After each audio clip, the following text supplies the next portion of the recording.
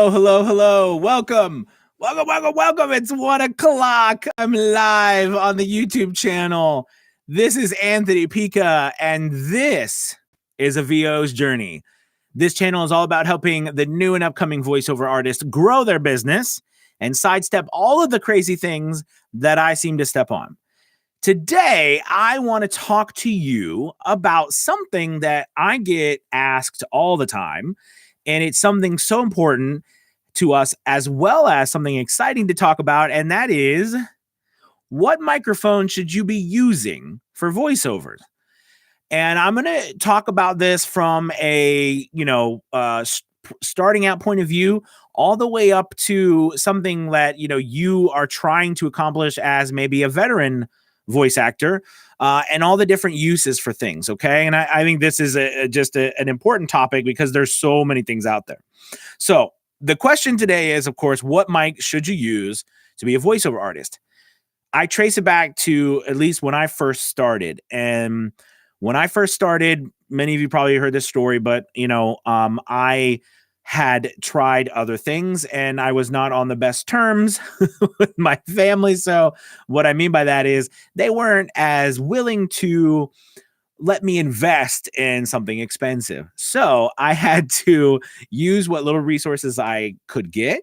And at the time, which was about $50. So for $50, I needed to start my voiceover business. I had $50 and I had a $200 gift card from my mother for my birthday and to Lowe's. And that was what I need. That was what I had to start my voiceover business with, was $50. All right. And that gift card. I was already subscribed to Adobe Audition at the time because even though I didn't know it, it was the Adobe suite because it was through the school. So I had access to this because as an educator, you get like a reduced amount to the whole suite. So I already had it, even though I didn't know Adobe Audition existed at that point. But I looked around for microphones that was $50 and I found the blue snowball microphone. So if you know that microphone, it's a round ball. It's like black. I think you can get it in like black or white, but I had the black one. It does come with it's a USB microphone. So it plugs into the computer. And it has, it had it had the threads. I think it was, it has the 1/4-inch threads or whatever on the bottom or 3/4 or whatever it is. And, it had like a high-end pass or something or extra sensitive click button on it. But anyways, I had this ball for my first microphone, $50. And I went and I bought, the packing blankets and the PVC pipe, and I cut it with a handsaw that I had at my house. So that's how I started my business, with that microphone. And what I did was I went to ACX, and using that microphone, I started recording. And you know what? It was what it was. I listened back to some of that stuff and, it doesn't sound the best, but here's what I say this with all the honesty in my heart. I got work with that $40 microphone. I got work. Was it the highest paying work like I get now? No, of course not. But I got work. So before I go further into talking about all the fun, exciting mics now that I enjoy to buy and that I use, because I use some very expensive equipment now, in the end, your mic is very important, but it's your space, it's how you use your mic, and it's your acting that are way more important when you first start off. All right? It really is. So with that being said, I had that microphone, that $40 microphone, and it was funny because when I got it, my wife was like, anyways, we both of us joked about the fact that we would need to take it back. I was like, I'll take it back if this doesn't work. And I made it work. So I was able to get a new mic. And I still took it back, but because I had a 45-day return policy. I don't know why all this miscellaneous information I'm giving to you. But the point is that, I got another mic, right? I got the Rode NT1A, which is a condenser microphone. It's nice. They were selling a package at the time. I think they still have it. It's like it comes with the microphone.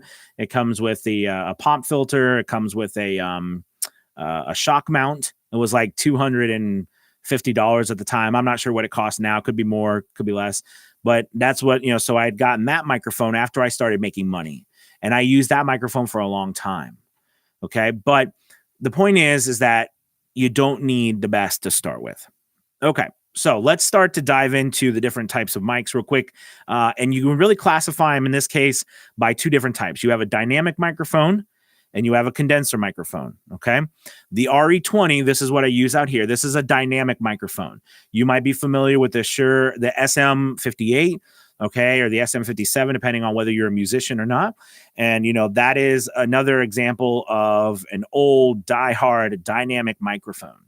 Now, the dynamic microphones, all right, they're not condenser, meaning that they don't pick up all of the little intricacies in your voice. They're originally designed, especially like the SM58, to cancel out, cancel out a lot of the noise that was around them and only pick up the voices when they got really up to the mic. Okay, because that mic was designed to be live on stage. It was really more of a live microphone. All right. The RE20, okay, this microphone is a broadcast microphone, again, meant to be a microphone that is very resilient. You don't have to worry so much about everything, like the audio the space is pristine and all these different things, because the microphone, the proximity matters, but it cancels out a lot of noise because we don't have that capsule inside that's supercharged by the extra electricity that comes from the condenser microphone and the phantom power. All right, which if you haven't seen that, that's what that is. It's an extra 48 volts of electricity that is, supercharges that, which then adds that extra pickup, is what makes condenser mics unique. With the dynamic microphones, you don't have that. So what it does is it doesn't pick up all that extra stuff. Okay, so first things first, if you are just starting off and you don't have a super treated space, you have some noise issues, maybe there's some, you can't eliminate all of these things. A dynamic microphone is a great place to start. And you can get them fairly expensive. I actually recommend, and all in all, there's so many different ones you can recommend, but like the SM58 is a great mic. It's like $99. All right. You see it. It's that old looking mic. It's got the hand with the ball on the end. It's great. You plug it in. Now, the thing with that is you are still going to need, now I think they actually sell some of them that you can maybe plug into USB, but most of them are still XLR cables. So you still will need an interface to use, but those are great mics. All right. And then as you go up the chain, the more popular dynamic mics right now, of course, are the RE20, also the Shure SMB7, or I think it is the SMB. Yeah. And so those are kind of very similar microphones, dynamic microphones in price and everything from two different companies. And those are very popular. So those are around $400 to $500, those two microphones. And those are great dynamic microphones. They have great sounds, good tone. All right. And they cancel out a lot of background noise and mess. So those are really nice.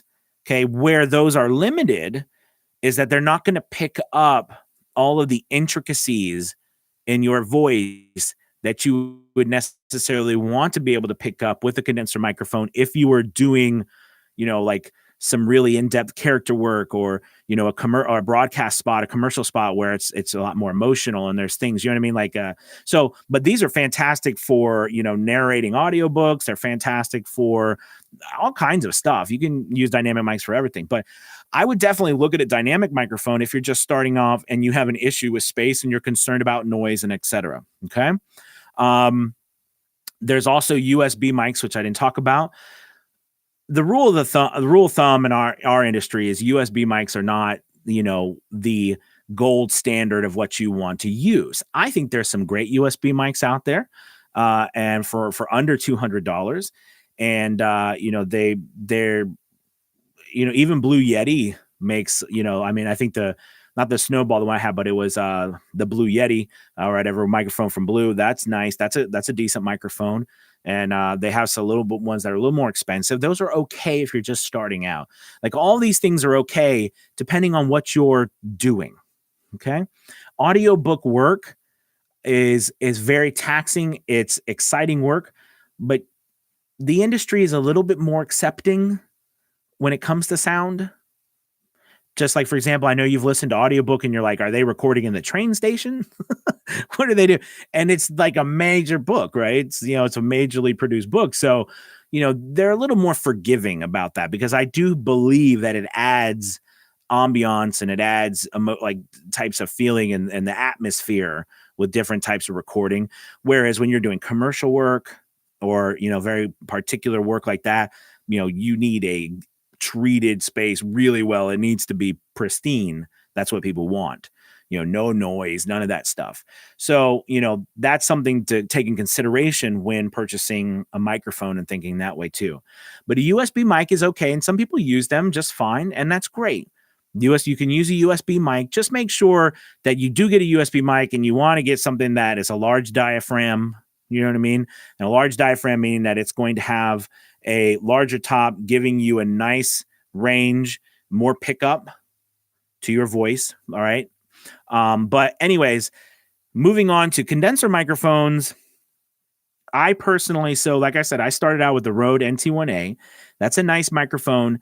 And it definitely has a brightness to it. So what you'll find with microphones, and if you're really interested, like I'm a gear junkie, so I really enjoy different types of gear. Every single microphone and the way it's built, the way things resonate, what frequencies are tuned in or not tuned in, what's a high, what's low, depending on your voice, it's like finding a unique piece of gear that fits you just right. You know what I mean? That makes your particular voice and the frequencies in your voice just really shine. Some microphones work better for other people because of their voice, right? So I currently use in my booth, I use the Sennheiser 416, and I do not use a Neumann 103, but those are great microphones too. Okay, and so I use a shotgun mic. Big reason why I wanted to go with a shotgun mic is because when I bought it, I didn't have the treated space, which I do. So I needed something that was going to eliminate a lot of the music, but I could also do really intricate work with. And a shotgun mic. So you know what the shotgun mics are like when you're watching a movie. And, if you ever see like in those comic shows or behind the scenes where they're holding a boom stick, you know what I mean? And they've got a microphone coming down. That's a shotgun mic because it gives a lot of power in a pointed direction and it eliminates a lot of the noise around it, like behind the mic. Do you know what I'm saying? So it has a very pointed and narrow focus or voice pattern or whatever that they have, frequency pattern, so that it's right here. Those are very nice mics, especially too, if you want that and you want to try to eliminate some sound behind, but they still pick up every single thing. So it's not like they're going to eliminate stuff for you, but they do help a little bit. So I have that, but that's an expensive mic. That's like $1,000. Both of those are like over $1,000 or so microphones. So you don't need that when you first start. You need something that when it comes to condenser mic, you want something that's going to, talk with your voice. But if you're just starting out, you shouldn't be spending more than a couple $100. Definitely under $500. And I tell you why. Because you don't even know what the microphones are going to do to your voice, meaning that you don't know how it's going to sound. You don't know how your interface can handle the input, plus how you have so much, like, we even talk about the interface here. I know we're just talking about mics, but you have to understand too that is very important, how it drives. I mean, how much a RAM you have in your computer, meaning that can your computer keep up with all of this and the signals going in? You guys, this is it's so important, because if you can't figure out why your sound is the way it is, and you've tried all these things and you've watched all these shows, a lot of times it can be between your mic, your audio interface, and your computer, or where you're recording it into. Because the speed of how it records and the signal, where it changes from analog, right? We have the analog signal that goes to your interface, which takes that and turns it into a digital signal, which goes into your computer or your DAW, your digital audio workplace. The speed in which that changes, and it reads the data and switches it to a digital to a digital piece matters. And it matters, like, how much quality you get. Okay, that processing power. So when we talk about money, and as you go up, you know what I mean? It's like you can still get an incredible car, right? Like Honda is an amazing car. They're great. They last forever, right? But, you know, BMW and Mercedes are, well, let's go higher. Let's go like Bentley. It's not a Bentley. It's the Bentleys are going to be really better. But can you still have an amazing car and live your entire life with a Honda? Absolutely. So I hope the analogy tells you though, is that, you know, there's certain things, but for example, you've got to make sure the engine runs right, because neither a Bentley or a Honda will work if the engine isn't working. So I always look at the interface as the engine. All right. So that's important too. All right. So I hope that kind of gives you an idea. So what I would recommend for you to do is start out, if you're just starting out, look for mics. One, what's your space like? Do you have a lot of noise in your space? Do you have a very treated space, meaning like there's not a lot of echo, it's not a reverb? All right. If you do have those issues, I would seriously look into two things. One, fixing them, but two, work with a dynamic microphone to start. Okay. So you know, start looking for dynamic microphones. If you have a nicely treated space and you're not getting a lot of reverb and you don't have a lot of extra noise, look into getting a condenser microphone. Start off with something under $500, do some research. Like I said, I like the Rode NT1A, but there's some wonderful other microphones out there. And I didn't, you know, I'm not putting a list together right now, although I will say something. I've been working with Sweetwater to give you guys a list of beginning, middle of the road, and like more of a top tier list of equipment that they put together for voiceover artists, podcasters, and so forth. And they're going to be sending that to me, in which I will, of course, relay that to you guys so that you can use that as a guide too of equipment that you could possibly use and works well together that other professionals are using. But think of it that way. If you have, and then the second side again is if you have a space that is nicely treated, go ahead and, you know, look into a condenser microphone, but don't go so far as to buy something super expensive, because you might buy a really expensive mic and find that mic doesn't quite pick up your voice the way you want it to. Because some mics have, you know, like a nice lower range where they maybe roll off differently at different frequencies, and it in your room and the tone and everything in your voice, it picks it up differently. Like some people like the Sennheiser 416 better than the 103 because of how it picks up on the bottom end, whereas maybe the 103 is a little bit brighter. Okay. But people love the 103 and maybe not the, you know what I mean? It comes down to preference in your voice. Okay. So that's why I'm telling you, don't go out and buy the most expensive mic to start building your way up and learn about what sounds good. Okay. All right. So, let's see. I want to come over here and talk about questions and so forth. Wolf Creek Training and Consulting, LLC. I did it for you, buddy. All right. Let's see. Talon VA. Okay. Thank you. So Talon says, if you're taking questions, it was curious at what point you should start worrying about the taxes on your voiceover work. Sended where to start with filing. Thank you. Taxes. Boy, you want to have a scary moment in the business? It's that first meeting with your tax advisor. Not fun, but important. So let me tell you what you need to do. Technically, right off the bat, as soon as you start earning money, you need to have a plan. You should have a separate bank account. All right. And that separate bank account is really important. You need to have a business bank account to separate those two funds. Most of us as well still work another job to pay for, you know, our life. And then we're doing voiceover on the side. You must separate those two, because if you don't, when tax time comes and you're putting everything in your personal account, it all looks the same. You can't write off things. Then everything goes into like your general income, which is not good, especially when the tax person comes around calling and they're like, well, you're like, I didn't make any money. But then they look at your stuff and they're like, yes, you did. And then you're rolling with a new vehicle in the driver. They're like, where did you get the money to pay for that? You just said you didn't make any money over here, but I don't see, where's all the money coming from? Like, well, I bought that from my personal account. No, all that becomes taxable income, as opposed to you making sure that it goes into a business account. You account for all the write-offs and the things that you have. So that's very important when it comes to taxes.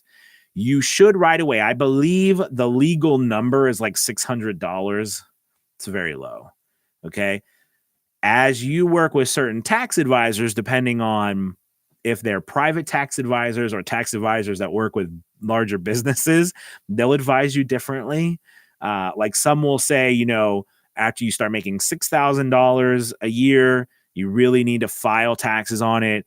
Some will go as far as, you don't need to worry about opening really a business entity until you get over $20,000. But in the end, you are technically, it's all taxable income. All right. Especially over $600. So that's something that you need to consider right away, and making sure you're planning for that. Usually in a business sense, right, as an LLC, you pay taxes quarterly. And you do that so that at the end of the year, or April, when April comes around the next year, you don't have to pay the extra, you don't have to just pay some huge blank check of taxes, right? You pay it quarterly. And of course, you have to figure that out, by predicting how much you're going to make. You know what I mean? So that's where this predictions come in. That's why it's so important when you're like looking at the stock market and they talk about predictions of businesses and did they meet their stuff, because everything they've done, taxes, business, is all based around you making that money. And if you make that money, everything goes exactly as planned. If you don't make that much money, you don't have this money. But if you make more money, all this stuff matters. So it's important to have a plan right away. You want to save a percentage of your check. You want to save a percentage of what you earn every month. That's what I do. And you have to understand that your biggest bill, your number one cost, is taxes. Your number one cost is taxes. It will be like, it irks you. I understand the importance of paying taxes. And I love the fact that if my house catches on fire, my taxes have paid for the firemen to come and everybody and the roads to be fixed. I'm not an anti-tax person, but it is hard to pay, all those taxes. That's the number one cost. It's important to get a good advisor so that you can really discuss what you can write off. Also, as a creator, because we're considered creators, that falls under a certain tax code. So there's certain things you can write off and there's certain things you can't write off. Can you do this yourself? Yeah, you can do this yourself, but at the same time, I think once you start making a certain amount of money, and I would say that certain amount of money is anywhere over a couple $1,000s, you really need to talk to someone and start getting help. More so than, because like I always did our personal, the household, taxes and everything before, you know what I mean? Because I can simply follow, because both my wife and I were just employees. But now it's completely different because, I have a business with streams of income coming over from all over the world. I need help. I need somebody who does this full time, who's trained to do this. You know what I mean? And I would recommend the same thing for you. So that is a good question. Don't wait. I'm a big proponent of, if it's like an elephant in the room, go straight to it and figure it out.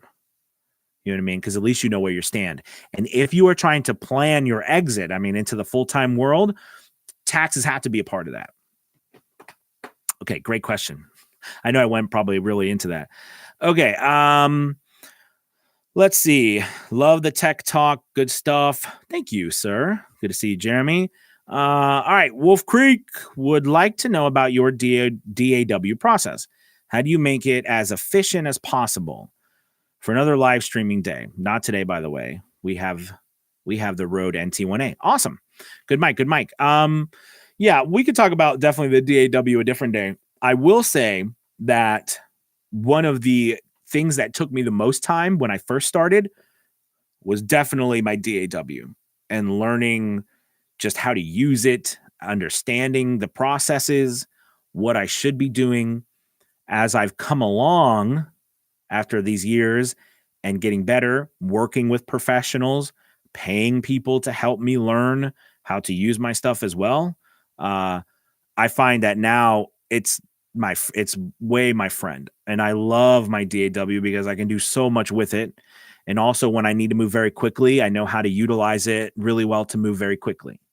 So I would say that's so important for you to use it. And the more you learn how to use it, man, the more you can do with it. Meaning like the more things you can do with your voice. I mean, because I love character work. So the more fun I have with the DAW, because I can make my voice sound like all kinds of stuff, which I love. I mean, I can do it with my voice, but I can enhance it really nicely with the DAW. So good question. I'll definitely put that on the list. All right, you guys, thank you so much for your time. By the way, I put up a tutorial for Voquint, which you can find on the YouTube channel on getting started. I recommend you getting going on that class, website. There's going to be some really big news coming out next week with some updates, which I'll have a video for that as well on the site, which is going to make it even cooler. So I've been talking with the CEO in England about that, and that's been incredible. So I'm excited to help out there. And also the podcast, which I believe the link will be below, and that I did an interview with Voquint was really cool. And I mentioned about Sweetwater, so keep your eyes open for that. And thank you guys for watching so much. Oh, wait, we have another question. You caught me. I was about to sign off. All right, it says another question on Fiverr. Whoa, Fiverr. When someone offers a budget that is below or above your costs, what should you do? Good question. Just like taxes, I want you to have a plan. You need a plan for this, meaning that what are you going to do? Okay, I'm going to give you my advice, but the first piece of advice is you need to be ready for it. Simple thing. I was working with a student the other day, someone I coach, and they'd come back and they had a really nice bid on a job for them, right? And they were super excited because they come to them. The people really liked their voice, and they were going to quote them. And I told them, okay, great. I said, so what are you going to do when they come back and they say it's too much? And they're like, oh, well, what do I do? And I said, well, I think you should go back and offer them, maybe a small reduction in rate, as to help out with the budget this one time, depending on if you want the business or not, or, et cetera, et cetera. This was what, in this particular situation, I was recommending to this person. And sure enough, he put out the quote to them. They came back and they said it was too much. Do you know what I mean? And so, he then knew what to do. So that's what I'm trying to tell you. The first thing is have a plan. So if someone overbids, then you have to look inside. So you have to look inside and say, am I going to take advantage of them, or does my business stand for integrity? And I hate to say it any way different, and I don't mean to be mean by that, but don't price gouge people, because it'll come back to haunt you. I think, if anything, people just won't like to work with you. Okay. So if you set a certain rate, but here's the thing, if you set a certain rate and people are offering you more, that may be an indication that you can raise your rates. But if somebody offers me more, I literally say, hey, you don't even have to worry about that. You can pay me the same amount. All right. Okay, cool. And then if it's too low, again, you need to have a plan for that. Are you going to, what's your lowest price you're willing to accept for this project? I always try to look at, if we really want to boil down to pricing, I know I did a thing about pricing the other day, but if you really want to boil down to pricing and not listen to anybody, not listen to any rate guides, and really come up with a real number, this is how you do it. You take every single cost that you have in your business to operate. You divide those costs for the operation and your time, all right? However much you believe you want to pay yourself per hour, okay? But listen, here's the deal, all right? After that, then you look at your business and say, what profit margin am I trying to make on my business per, job or hour, however you want to do that. You write that down. That's how you come up with your true rate. No matter what anyone else says, no matter what any other guide says, that's really how you do it. Okay. And no one can argue with that, because that's business. The reason why guides are great is because they help us not have to do all of that work. But I can tell you this, If you use, like, for example, the GVA rate guide and you charge what they tell you to charge, but it costs you more money to operate your business, it doesn't matter. You're still going to be broke and go out of business. Right? So think about that. So with that being said, when you charge somebody, think about at that moment, what is the lowest rate you can accept? Here's something interesting, right? If you're working a separate job and you technically at this moment have minimal expenses, that makes you very deadly, right? Because then, I mean, like when it comes to price, because then that's like you could technically charge whatever you want. Then we get into the place of, is that right for everyone else, et cetera, et cetera. I talked about that in the other one. But I really think in this particular case, you should do exactly what I said. That's what I do. I believe in it. You need to take what it costs you to do business. Okay. Take what it costs you to do business. That includes the price it costs for all. I know you can't, I keep looking around because you can't see what's over there, which is my booth, the electricity, my gear, my equipment. Even though when your gear and equipment is paid for, there's maintenance, right? There's the time it takes for you to work here, for the business to pay me. But then there's also the business. You're not in business not to make money or a profit. So that's important. You're in business to make profit. So what is the profit margin on your business you want to make? And go back from there. And that should be the determining factor about what you are willing to take when it's too low. Again, if you are not doing this full time and you don't have, like, let's say you were me and you started off with a $40 microphone and you paid $19.99 or $29, however much Adobe Audition costs a month. And that was all your costs because everything else was paid for by the job you were working. What are you willing to take? Only you can answer that question. I will say that the more we educate people, the better for all of us, because I think we can all get better rates. And that's important. Because the more I do this job, you guys, the more I know how much effort, how much thought, how much practice goes into what we do. Even though people only hear 30 seconds or 60 seconds, a lot goes into this. We work really hard. Okay. But again, from a business standpoint, that's how I would look at it. All right. So let's see. It says, excellent. I'm part-time for now. And this is great info. And I would try to make my escape into full-time. You can do it. I did it. You can do it. All right, you guys, you have a wonderful weekend. I will be back live next week on Monday at 1 p.m. Thank you so much. Y'all have a good one. Bye.